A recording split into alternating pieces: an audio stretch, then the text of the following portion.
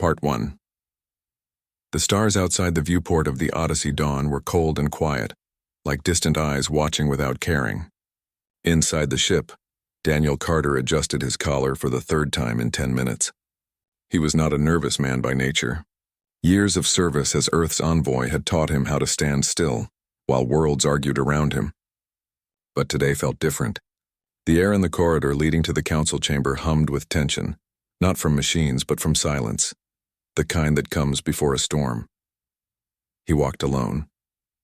His aides had been turned away at the outer gate of Viridia Prime Station. Only envoys permitted, the Varelian guard had said, his voice flat, his 4 eyes unblinking. Daniel had nodded. He knew the rules. He also knew they were being used as an excuse. Viridia Prime hung in the void between star systems, a neutral meeting place built by no single species but maintained by all. Its halls were wide, its walls smooth and silver, lit by soft blue strips that pulsed like slow heartbeats.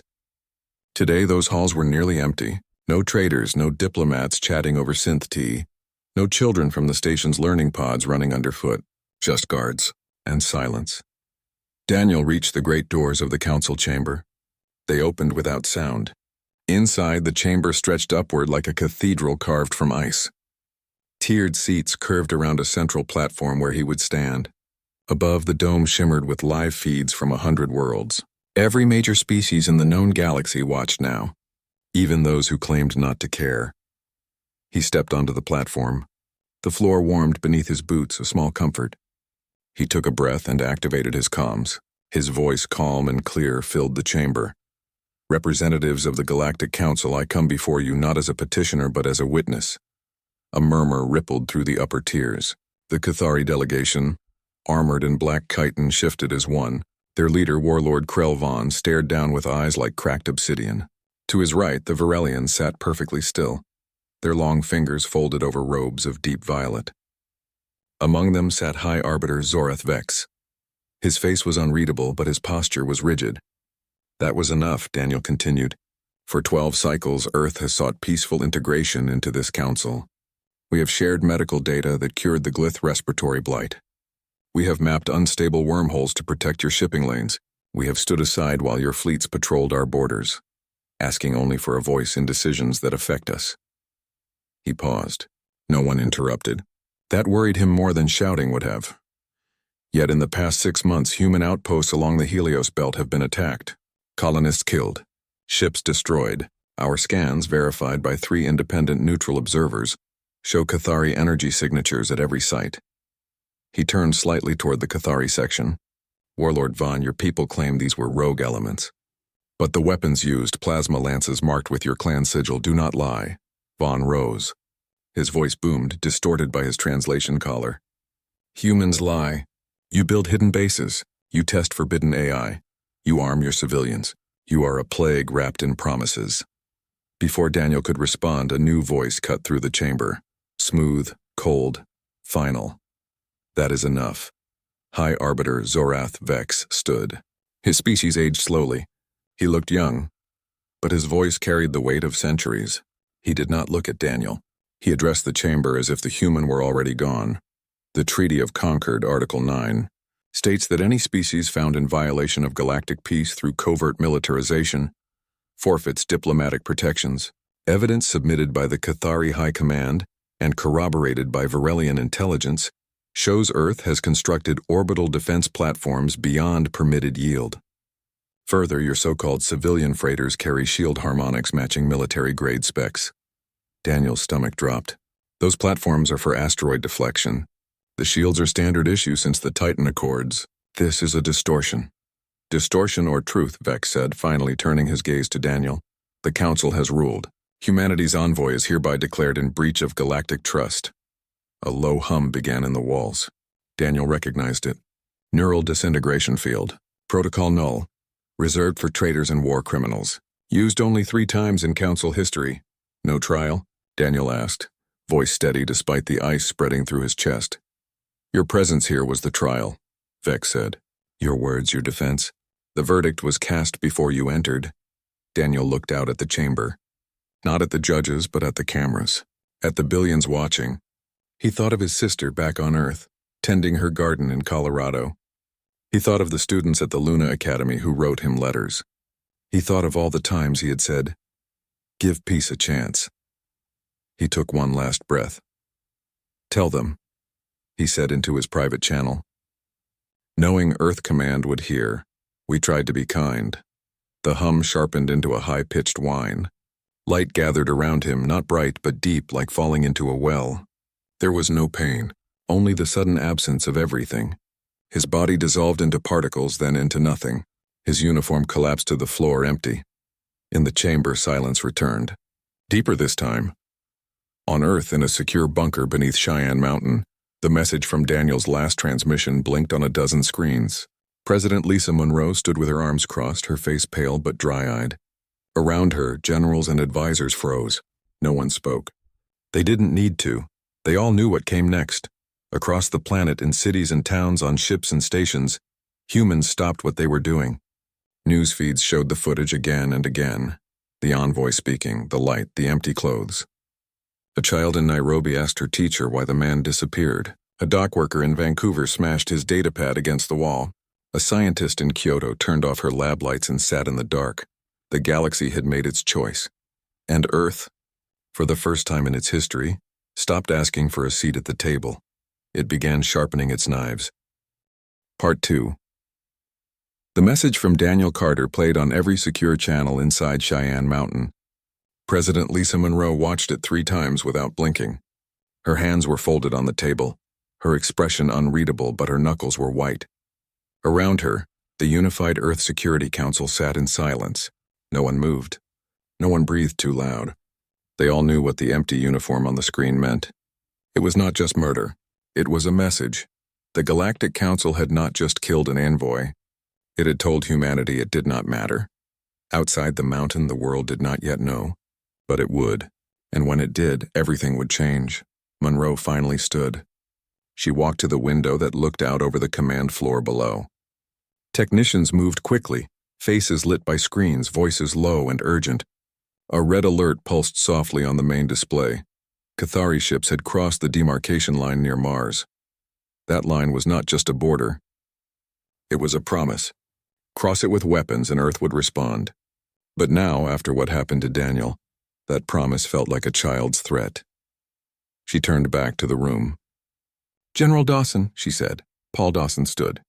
He was in his 60s, with a face carved by sun and stress, his uniform crisp despite the hour. He had fought in the Outer Rim skirmishes and lost 2 brothers to pirate raids backed by Virelian arms dealers. He never forgot. He never forgave. "Yes, Madam President. Status of Extermination Protocol Theta." A ripple went through the room. Most had heard the name. Few knew what it meant. It was buried deep in Earth's defense archives, written during the Titan crisis when humanity first realized the galaxy saw them as prey, not partners. Theta was not about winning a war. It was about making sure no one could ever hurt Earth again. Dawson's voice was calm. "All dormant assets are on standby. Drone nests in the Kuiper Belt report green. The Ares Vanguard is sealed in Luna Dry Dock 7. Core cold but ready. Cryobays holding enhanced marines are stable. AI command nodes are isolated but responsive." Monroe nodded. "And the public?" "News is spreading," said Dr. Elena Ruiz, the xenolinguist and strategic advisor. She was young for her role, with sharp eyes and a quiet voice that carried weight. The council tried to scrub the broadcast, but too many saw it. Social feeds are exploding. Not just anger, fear. People are asking if Earth is safe. "It's not," Monroe said simply. "Not while they think they can kill us and walk away." She walked back to the table. "We do not declare war. We do not send demands. We activate Theta." Gasps filled the room. One advisor stood. "Madam President, Theta is absolute. It's not reversible. Once it starts, there's no turning back." "I know," Monroe said, "and that's why they'll believe us." Before anyone could argue further, alarms blared. A new alert flashed on the main screen. A civilian transport, the Morning Star, had been destroyed near the Mars shipyards. No warning, no survivors. Signature confirmed, Cathari plasma lances. The room fell still again.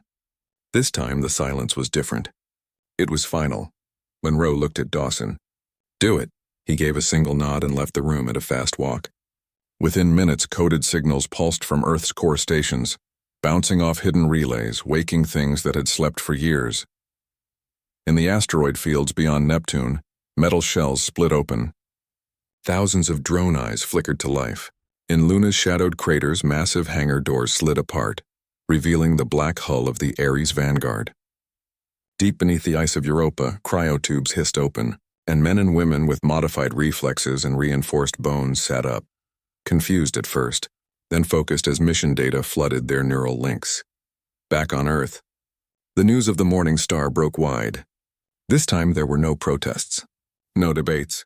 People gathered in streets, not with signs but with quiet faces. They packed emergency shelters. They checked their ration kits. They hugged their children longer. Monroe went on global broadcast that night. She did not wear her presidential seal. She wore a simple gray jacket like a teacher or a neighbor. She spoke without notes. Today the Galactic Council showed us who they are. They killed our envoy without trial. They destroyed our ship without warning. They believe we are weak because we choose peace, she paused. Her voice did not shake, but peace is a choice, not a weakness. And we choose to protect our people. From this moment, Earth enacts Extermination Protocol Theta, not for revenge, for survival. She did not explain what Theta was. She didn't need to. The name alone sent chills through every intelligence agency in the galaxy. On Viridia Prime, the Council convened an emergency session. Warlord Vaughn demanded immediate strikes on Earth shipyards. High Arbiter Vex urged caution. But it was too late. The humans were no longer asking for permission. In a hidden orbital dock above Titan, Captain Owen Briggs woke from forced exile. He had been grounded after refusing to bomb a Cathari refugee camp during the Helios conflict. Now, a message blinked on his private screen. Theta active. Report to Ares Vanguard. You're back in command. He stared at the message for a long time. Then he stood, put on his old flight jacket, and walked out into the cold moonlight. Meanwhile, on Mars, engineers scrambled to reinforce defense grids. In orbit, freighters were rerouted, their cargo swapped for munitions. Schools closed. Hospitals cleared non-essential patients. The world did not panic. It prepared. Because humanity had learned something the galaxy forgot. Kindness does not mean helplessness, and when pushed too far, even the gentlest species can become a storm. President Monroe stood on the observation deck watching Earth turn below from a live feed. She thought of Daniel. She thought of the children on the morning star. She thought of the years spent trying to prove humans belonged among the stars. Now they would prove something else. That Earth was not a guest. It was a force, and it would not be erased. Be 3. The Ares Vanguard hung in the dark like a sleeping predator. Its hull was matte black, scarred from past battles it was never meant to fight. Inside, lights flickered on one by one as systems came alive after years of silence. Captain Owen Briggs stood on the command deck, hands behind his back, watching the star map bloom across the main screen. Red markers pulsed along the Helios belt, Cathari patrol routes, supply lines, relay stations, targets. He hadn't wanted this. He never wanted to wear the uniform again. But when Theta activated, he knew there was no one else who understood what had to be done. Not win, not conquer. Just stop the bleeding, Captain, a voice said. Lieutenant Maya Flores approached, her steps light despite the heavy boots. Her eyes glowed faintly at the edges. Cybernetic implants synced to the ship's tactical net. All drone swarms report ready. They're waiting for your go code. Briggs nodded. Tell them to stay dark until we hit the relay hub. We don't want them spooked too soon. Aye, sir. Behind them, Chief Engineer Carl Dixon wiped grease from his hands with a rag that had seen better days. He'd been working non-stop since they left Luna, coaxing the old warship back to life. Reactors stable, he said. Shields at 80%. Weapons hot. She's ready to dance. Briggs gave a small smile. Let's hope it's a short dance. The plan was simple. Brutal but simple. The Galactic Council relied on a network of communication relays to coordinate its fleets. Take those out and their unity would crack. Humans wouldn't attack planets. They wouldn't slaughter civilians. They would cut the strings. The first target was Relay Sigma 9, a massive station orbiting a dead moon in Cathari space. It handled half their fleet commands in the sector. Destroy it and confusion would spread faster than any weapon. The Ares Vanguard dropped out of silent drift and engaged its stealth drive. The ship didn't vanish. It bent light, heat, and signal around itself like water around a stone. To sensors, it was just empty space. 3 hours later, they were in position. Maya's fingers danced over her console. Drones launching. 50 swarms, each with 10 units. They'll hit the relay's weak points. Power conduits, antenna arrays, coolant lines. Briggs watched the feed. Tiny dots peeled away from the vanguard and streaked toward the distant station. No engines flared. No signals broadcast. They moved like ghosts. Then, explosions bloomed across Sigma 9. Not big fireballs. Controlled detonations, precise and cold. One by one, the relay systems went dark. Alarms must have blared inside, but no one answered. The Cathari guards scrambled, but by the time they realized what was happening, it was over. Relay down, Maya said. Total blackout. Their local fleet just lost command. Good, Briggs said. Now we hit the supply depot at Helios Gamma. The vanguard turned without fanfare. No victory cheers. No grand speeches. Just work to do. At Helios Gamma it was different. The Cathari were waiting. 2 frigates and a cruiser sat in high orbit, weapons charged. They must have guessed Earth would strike back. Shields up, Briggs ordered. Bring us in slow. The Cathari hailed them. A distorted voice crackled over comms. Human vessel. You are in restricted space. Power down or be destroyed. Briggs didn't answer. He tapped a key. Maya, send the message. A single data burst shot from the vanguard. It wasn't a threat. It was footage. The execution of Daniel Carter followed by the wreckage of the Morning Star. Then silence. The Cathari ships hesitated. For 3 seconds, nothing happened. Then the cruiser fired. Plasma bolts slammed into the vanguard's shields. The ship shuddered but held. Shields at 62%, Carl called out. We can take more. Return fire, Briggs said. The vanguard's rail cannons roared. Not at the cruiser, at the depot below. Massive storage tanks ruptured. Fuel ignited in silent bursts. The depot, meant to feed 100 warships, turned into a cloud of fire and debris. The Cathari frigates broke formation, trying to protect their supply line. Big mistake. Now, Briggs said. From the asteroid belt nearby, hidden drone nests opened. Hundreds of hunter-killers streaked out, not at the ships but at their engines and weapon mounts. The frigates spun out of control, crippled but not destroyed. Earth wasn't here to kill, just to disable. The cruiser charged, enraged. Briggs knew what came next. He'd seen it before. The Cathari always fought with pride, not sense. Carl, he said, prep the core overload. Carl's face went pale. You're not, we are. Target their singularity core. Match frequency. Feed our reactor into it. It was suicide. The Vanguard's reactor wasn't built to sync with alien tech. One mistake, and they'd tear a hole in space-time big enough to swallow a moon. But Carl just nodded. On it. Maya worked fast, locking onto the cruiser's core signature. Sync in 10-9. The cruiser fired again. Shields dropped to 30%. 5, 4. Briggs gripped the railing. He thought of his old crew, lost in a war no one remembered. He thought of Daniel standing alone on that platform. 2, on sync. A deep hum filled the ship. Lights dimmed. Then a beam of pure energy lanced from the Vanguard's bow and struck the cruiser's core. For a moment, nothing happened. Then the cruiser swelled like a star being born. Light swallowed it, then the frigates, then the debris field. The explosion didn't roar. It pulsed, silent and terrible, warping space around it. The Vanguard's alarms screamed. Hull integrity failing. Reactor critical. Shields gone. Brace, Briggs yelled. The shockwave hit. Metal groaned. Consoles sparked. Maya was thrown from her seat. Carl held onto a pipe, teeth gritted. When the shaking stopped, the screen showed only empty space where the Cathari ships had been. Status, Briggs said. Voice rough. Reactor offline, Carl coughed. Life support on backups. We're drifting. Crew? Minor injuries? No losses, Briggs exhaled. Then we did our job. Back on Earth, the news spread fast. The relay was down. The depot was gone. The Cathari fleet in the sector was blind and broken. For the first time, the galaxy saw what Theta meant. Not endless war, not rage, just cold, quiet efficiency. President Monroe watched the after-action report in her office.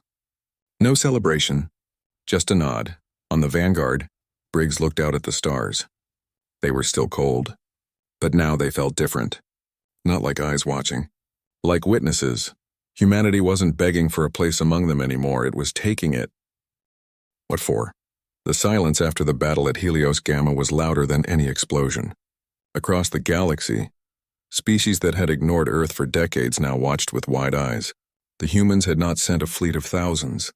They had not burned worlds or enslaved populations. They had struck 3 times, clean, fast, and final, and vanished back into the dark. That scared the Council more than open war ever could. Inside the Grand Chamber on Viridia Prime, chaos reigned. The Cathari delegation demanded immediate retaliation, their voices sharp with fury and something else, fear. Warlord Vaughn slammed his fist on the table, cracking the polished stone. We must burn their homeworld, turn their oceans to steam. But others did not agree. The Glyth Envoy, a soft-spoken amphibian named Tailmir, rose slowly. His skin shimmered with unease. Burn Earth? After they offered us the cure for the blight? After they mapped the void rifts so our children could travel safely? You call them plague. I call them partners. Murmurs spread through the lower tiers. The Myrrh, insectoid and usually silent, clicked their mandibles in agreement. Even some Varelians shifted in their seats. The truth was spreading like a quiet fire. Humans had given more than they had taken. And now they were showing what happened when you pushed them too far. High Arbiter Zorath Vex sat unmoving, but his calm was cracking. He had believed humanity would break, that they would beg or flee or collapse under pressure. Instead, they had become something new, something precise and unrelenting. And worse, they were making the Council look foolish. Back on Earth, President Lisa Monroe received reports from every corner of human space. Colonies on Titan reported no attacks. Mining stations near Jupiter were quiet. Even the Cathari border patrols had pulled back. The message was clear. No one wanted to be the next target. But Monroe knew this was not peace. It was pause. She called Briggs. His face appeared on her screen, tired but alert. The Ares Vanguard was limping toward a hidden repair dock near Saturn. We lost the main reactor, he said. But we're alive. And the Cathari won't forget what happened. I don't want them to forget, Monroe said. I want them to think. She turned to Dr. Elena Ruiz, who stood nearby. Send the broadcast. To every species. Every station. Every ship. Ruiz nodded and activated the signal. Within minutes, a message from Earth pulsed across known space. It showed no weapons, no threats. Just Monroe, standing in simple clothes, speaking plainly. We do not want your worlds. We do not want your thrones. But harm one more human without cause and we will erase your ability to do so forever. The words were not shouted. They were stated like a fact of nature, like gravity. On Viridia Prime, the message played in the council chamber. Vaughn stood to denounce it, but no one listened. Tailmir played it again for his people. The Myrrh translated it into their pheromone script and shared it with their hive mind colonies. Even Varelian citizens, long taught to see humans as unstable, began to question their leaders. Why had the council executed an envoy who brought proof of Cathari raids? Why had they ignored human aid during the Blight? Why had they pushed until Earth stopped talking? The fractures grew. Meanwhile, Briggs and his crew worked to repair the Vanguard. Maya Flores coordinated with drone swarms still hidden in the outer belts, rerouting them to new positions. Carl Dixon jury-rigged a temporary power core from spare parts, muttering to himself the whole time. The ship was battered but not broken. Then came new orders. Not from Earth Command, from Monroe herself. Go to the ruins of Viridia Prime's outer ring. There's a Cathari armada gathering. They think we're done. Show them we're just getting started. Briggs didn't argue. He knew this was the moment. If they let the Cathari regroup, the war would drag on for years. But if they struck now, while the council was divided, they might end it before it truly began. The Vanguard, patched and powered by hope more than fuel, slipped through the dark once more. They found the armada near the shattered remains of Relay Sigma 9. 7 capital ships, dozens of escorts, all preparing to jump toward the Sol system. Arrogant, certain of victory. Briggs didn't wait. He sent the drones first, hundreds of them swarming like angry wasps. They targeted engines, sensors, communication arrays, not to destroy, to blind. Then the Vanguard emerged from behind a debris field, weapons hot. The battle lasted 12 hours. It was not glorious. It was brutal, messy, and exhausting. Shields failed. Hull plates tore open. 2 crew members died sealing a breach, but the humans held. In the final hour, Briggs made his choice. The Cathari flagship was powering a singularity core, a weapon that could collapse a planet's orbit. If it fired, Earth's defenses might not stop it. "Carl," Briggs said, "same trick as before, but this time we go all in." Carl's face was grim. "It'll tear the ship apart." "I know." Maya locked the sync. The Vanguard charged, taking fire that should have killed it 10 times over. At the last second, it fired its reactor beam into the flagship's core. The explosion lit up the sector like a second sun. When the light faded, only wreckage remained. The Cathari armada was gone. The Vanguard was a broken shell, drifting in silence. But Earth was safe, and the galaxy finally understood. Humans did not fight for glory. They fought to protect, and they would pay any price to do it. On Viridia Prime, Talmir stood before the council. "This ends now," he said. "Not with more blood. With truth." Even Vex did not argue. The storm was over. Now came the hard part, building something new from the ashes. Part 5. The war did not end with a treaty signed in gold ink or a grand parade through the stars. It ended with a single ship limping into Earth's orbit, its hull scarred and silent, and a message sent from a broken council chamber on Viridia Prime. The Cathari armada was gone. The Virelian leadership had fractured, and the smaller species, those who had watched from the shadows, now stepped forward not with weapons but with words. A Glyth envoy arrived first. His name was Talmir, and he came alone, aboard a small science vessel with no weapons, no escort, just a white flag painted on the hull in human script. He docked at Earth's orbital station without fanfare. No guards met him. No speeches were prepared. He simply walked down the ramp, looked at the blue-green world below, and said, "We were wrong." President Lisa Monroe met him in a quiet room with windows that showed the curve of Earth against the black. She offered him water, real water, not synth. He drank it slowly, as if tasting something sacred. "The council will not return," he said. "Zorath Vex has stepped down. Warlord Vaughn is under house arrest by his own clan. The Mer have cut all ties with the old order. We are lost." Monroe did not smile. She did not gloat. "Then build something better." That was the seed. From that meeting grew the Soul Compact, a new agreement, not forced by power, but forged by need. No more councils where one species could silence another. No more secret trials. Every world, no matter how small, would have a voice. And one rule stood above all. No envoy would ever be harmed without fair judgment by all. Earth did not take control. It offered a table, and slowly others came to sit. Captain Owen Briggs did not attend the signing. He had left the Air's Vanguard the day it docked, handing command to Lieutenant Maya Flores without a word. He took a shuttle to Oregon, to a small farm his grandfather had owned before the cities rose. The soil was dry, the air clean. He planted tomatoes. He fixed the fence. He watched the sunset without thinking about reactors or relays or the weight of command. Maya, now captain of Earth's first peacekeeping fleet, stood on the bridge of the newly repaired Vanguard. It no longer carried weapons of war. Its bays held medical supplies, engineers, and diplomats. Her first mission under the Sol Compact was to help the Glyth rebuild their research station near Neptune. She smiled as the ship jumped to light speed. For the first time, she was not hunting. She was helping. Back on Earth, children returned to schools. Factories shifted from making armor to building solar collectors. The emergency shelters were emptied, then turned into community centers. People did not forget what happened. But they chose to remember differently, not with fear but with purpose. In Geneva, a quiet garden opened near the old UN ruins. In the center stood a simple stone, smooth and gray. On it was carved one name, Daniel Carter, and beneath it the words he spoke in his final moment. "Tell them. We tried to be kind. Tourists came. Students left flowers. Sometimes President Monroe visited alone, standing in silence for a few minutes before walking back to her office. The galaxy changed slowly. The Cathari, humbled and shamed, began sending aid to human colonies they once attacked. The Virelians opened their archives, sharing knowledge they had hoarded for centuries. Even the Mer, once silent observers, started teaching humans their ancient navigation songs, melodies that mapped safe paths through unstable space. Earth did not become a ruler. It became a partner. And in doing so, it earned something it never had before: respect. Years later, an old man sat on a porch in Oregon, watching fireflies blink in the dusk.